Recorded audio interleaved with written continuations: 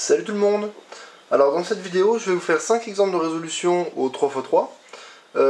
J'ai déjà fait pas mal de vidéos comme ça, mais j'estime que c'est vraiment le genre de vidéo qui fait progresser, puisque vous pouvez apprendre 2-3 petits trucs par-ci par-là.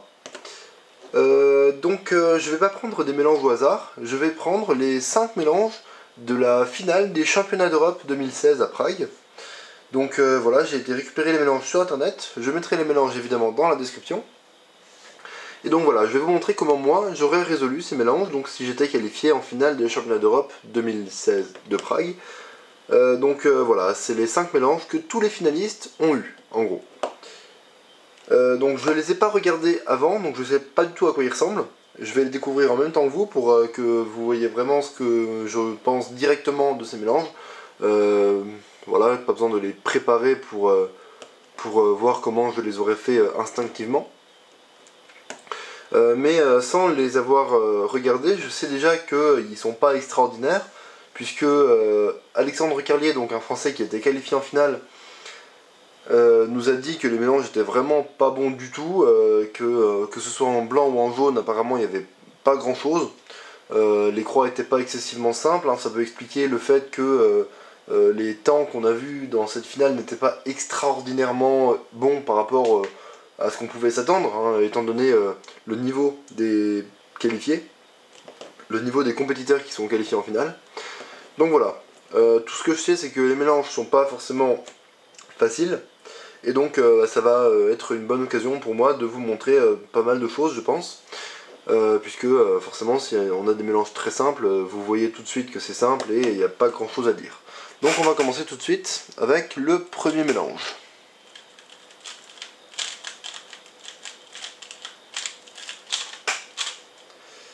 Alors, donc on repère les arêtes, on a blanc-rouge ici, blanc-vert ici, blanc-orange là, blanc-bleu ici. Donc moi je ne fais que du blanc. Là ce que je ferai, c'est que je placerai donc ces deux-là ensemble. Mais je m'arrangerai pour que quand je place ces deux-là, forcément ça affecte au moins une des deux autres.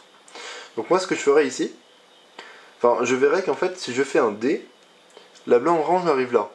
Et ensuite si je fais donc les deux mouvements qui vont me permettre de résoudre ces deux pièces, à savoir L, F', la blanc-orange qui était là passera là, et je pourrai la descendre avec un R', et elle sera bien positionnée par rapport aux deux autres. Mais je vais pas faire juste un D, je vais faire R2D. R2 qui pourra me permettre de placer cette pièce. Donc R2, D, et je peux finir avec L, F', R'. Alors non, avant de faire le R', je vois ça. Donc avant de faire le R', je ferai tout simplement un U, puis R', et enfin je peux finir ma croix, D2. Je vais placer cette paire là, ici, tout en suivant des yeux un petit peu tout ce que je peux repérer. Donc j'avais repéré ce coin là, avant de faire le U' comme ça j'avais repéré, donc je sais que celui-là est là. Je vois pas l'arête correspondante sur l'étage du haut, je la vois pas devant moi, alors j'estime qu'elle est derrière. Alors là c'est pas évident, puisque si on regarde les deux pièces derrière, ici il y a une pièce avec du vert, ici il y a une pièce avec du orange. Donc ça demande, pendant que j'insère cette paire là, de basculer un petit peu le cube pour regarder un petit peu comment les pièces sont. Et je peux enchaîner directement donc avec celle-ci. Donc je la forme comme ça. Et quand je vais faire U2 pour aller l'insérer derrière, je remarque cette paire là, donc ces deux pièces là. Donc je sais que je vais l'insérer, que je vais directement enchaîner avec un U', Y, pour pouvoir résoudre cette paire là comme ça. Quand je vais l'insérer, je vais voir ces deux pièces. Donc moi, la façon que je préfère pour résoudre ces deux pièces comme ça, c'est de faire un sledgehammer ici, pour se retrouver avec un cas de base qui se résout en 3 mouvements. Mais là, si je fais un sledgehammer pour monter cette pièce là sur la face du haut, l'arête qui est orientée là va se désorienter. Donc c'est pas du tout une bonne solution, puisque j'aurai un OL point. Donc ce que je vais faire là, c'est que je vais faire U', et je vais former ma paire comme ça. Puis je vais aller l'insérer. Voilà, tout simplement. OLL. Et PLL, je vois ce bloc là. deux opposés là, donc c'est forcément une A avec U2 en AUF. Voilà pour ce premier mélange.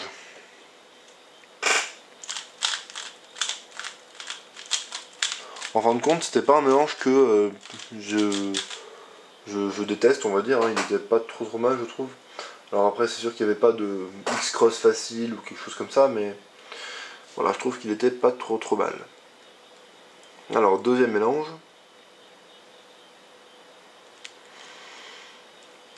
Ouais, alors là, c'est beaucoup moins bon.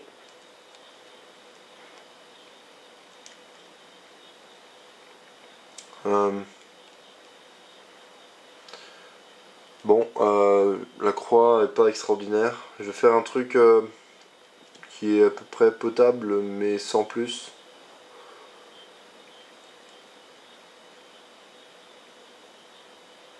Je suis en train de réfléchir à une X-Cross, puisqu'on a ici ce bloc-là, et l'arête correspondante qui est déjà connectée à son centre. Donc je pense qu'il y a moyen de faire une X-Cross assez sympa.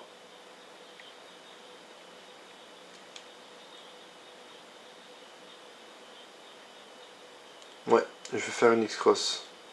Donc en fait, ce que je ferais, c'est que je me mettrais ici, et je ferais un B', L', pour mettre la verte. Ensuite, je ferais... Enfin, en fait, ce que je veux faire, c'est F', pour que celle-ci passe là. Et comme ça, si je fais un R' là, ça connecte tout, et je pourrais faire mon bloc. Mais avant de faire le F', il faut évidemment que je bloque cette paire-là, donc je vais faire R2, ensuite F', et là je peux finir mon bloc R, F, et tout simplement finir la croix normalement, R2, U. Donc je pourrais faire R2, U, B2. B2 c'est un mouvement qui se fait pendant la croix. Mais là en fait, comme j'ai ce slot là qui est résolu, ce que je vais faire c'est Y, puis R2. Comme ça en fait j'ai une très bonne vision sur le reste du cube, puisque le slot que j'aime le moins résoudre c'est celui qui est derrière à gauche, puisque forcément on est moins à l'aise avec la main gauche quand on résout à deux mains, en tout cas pour la plupart des gens. Et du coup, le fait de faire Y puis R2 pour finir ma croix, ça fait que le seul slot qui est résolu c'est celui-là, et donc j'ai une bonne vision du cube. Mes deux slots à droite sont vides, donc je pourrais éventuellement les résoudre avec pas mal de mouvements en RU. Et le slot ici est libre aussi, et forcément je le vois bien puisqu'il est juste devant moi. Donc je vais faire R2. Quand je fais R2, je vois cette paire là, donc très facilement repérable. Donc là elle est derrière, donc ce que je vais faire c'est l'informer comme ça, et je vais aller l'insérer. Quand je l'insère, je cherche déjà la suite, donc je vois une arête là directement.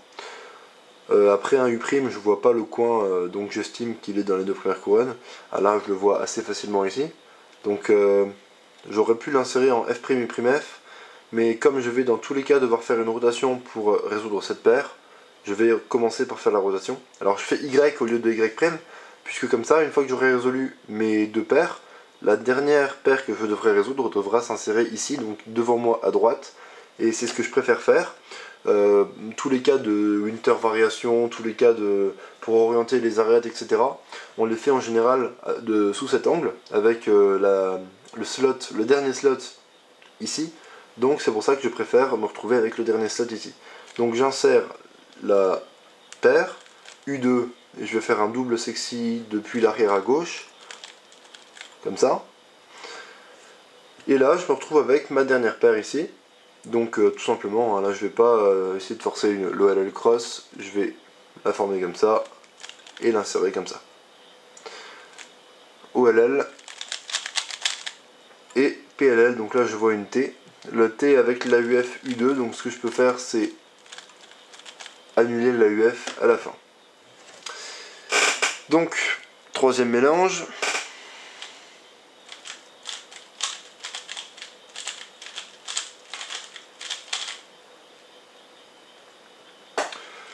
Ok, bah j'aime bien ce mélange, il est vraiment, enfin la croix est facile. Après, je pense qu'il n'y a pas de X-Cross, pas forcément de bonne suite. C'est pour ça que vraiment les meilleurs européens n'ont peut-être pas forcément bien aimé. Mais je trouve que là, quand même, c'est quand même une très bonne cross. Donc en fait, on voit que toutes nos arêtes sont connectés au centre opposé. Vous voyez la blanc-verte connectée au centre bleu, blanc-rouge connecté au centre orange, etc. Donc si on les place toutes, donc en commençant par la blanc-bleu, ensuite FB', puis R2, bah on a notre croix qui est complètement résolue, donc on a juste à faire D2, et on peut commencer les F de L. Donc là, évidemment, là, il n'y a pas grand chose. La seule paire qu'on voit, c'est celle-là, et c'est pas une paire qui est forcément super rapide à résoudre. Donc c'est sûr que si tout le monde a résolu sa croix comme ça, il n'y avait pas forcément une bonne suite derrière. Donc comme cette paire s'insère là, j'aurais fait directement la rotation de cube pour aller la casser comme ça et aller résoudre ça.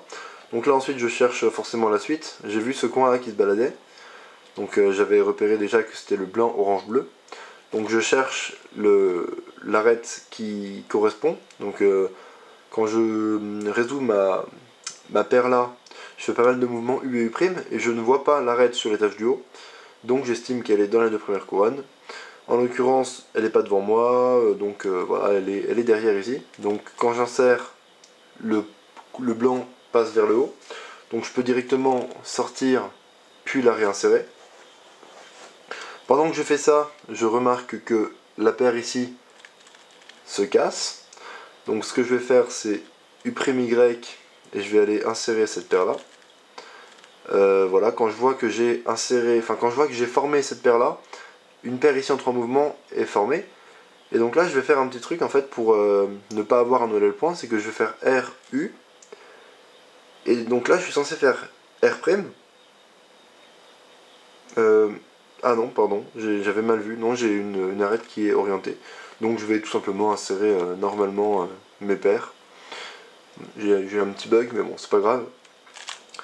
Ensuite OLL et PLL, donc là j'ai une G, U2, PLLG, U2. Troisième mélange.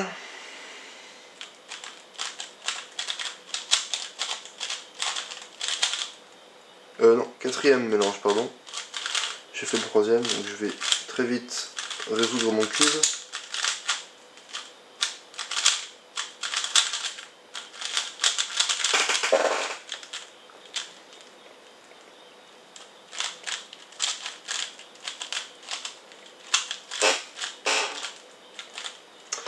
Alors, qu'est-ce qu'il dit ce mélange? On a la blanc-rouge qui est déjà résolue. Ici, blanc-bleu, blanc-vert et blanc-orange.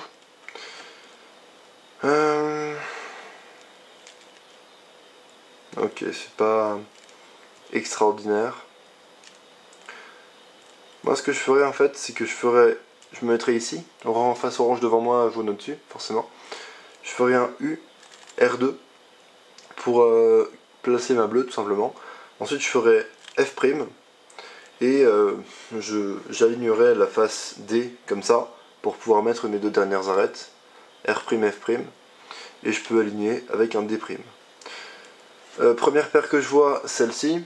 Il a fallu quand même que je fasse un petit peu que je fasse un petit peu de rotation comme ça pour voir ma paire, puisqu'elle n'apparaît pas vraiment en face de moi directement. Donc là, sur ces mélanges là, il n'y a pas de très très bonne suite après les croix. Donc je peux former ma paire comme ça et l'insérer. Ensuite, j'ai vu éventuellement ce coin là, mais je vois pas l'arête sur l'étage du haut, donc ça va être vraiment chiant de sortir le coin puis de le résoudre avec l'arête là. Donc je vais plutôt faire quelque chose d'autre, comme par exemple cette arête avec ce coin là. Donc Y, je le forme, U2Y, je l'insère. C'est vraiment pas génial, mais c'est comme ça que je l'aurais fait, je pense. Ensuite, cette paire-là, donc évidemment, comme j'ai fait pas mal de U2, etc., je l'ai vu passer beaucoup devant moi, donc je l'avais repéré déjà longtemps à l'avance. Donc je vais faire un Y pour la former, et je vais aller l'insérer ici. Et là, enfin, j'ai une bonne vision sur la suite, puisque quand je vais insérer cette paire-là, cette arête ne va pas bouger, elle va rester là. Et ce coin-là va passer ici, puisque forcément dans l'insertion il y a un U'. Donc tac tac, et donc comme je sais que cette arête n'a pas bougé, le coin est passé là, et que j'avais déjà repéré que les couleurs étaient identiques sur la face du haut, je peux directement former ma paire et aller l'insérer derrière. Ensuite OLL et PLL, donc j'ai une PLL N. Voilà. Alors, cinquième mélange.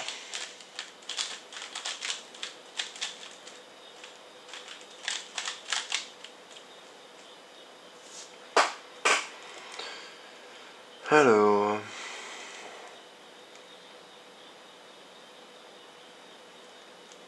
Ok. C'est pas un mauvais mélange, je trouve. J'aime plutôt bien.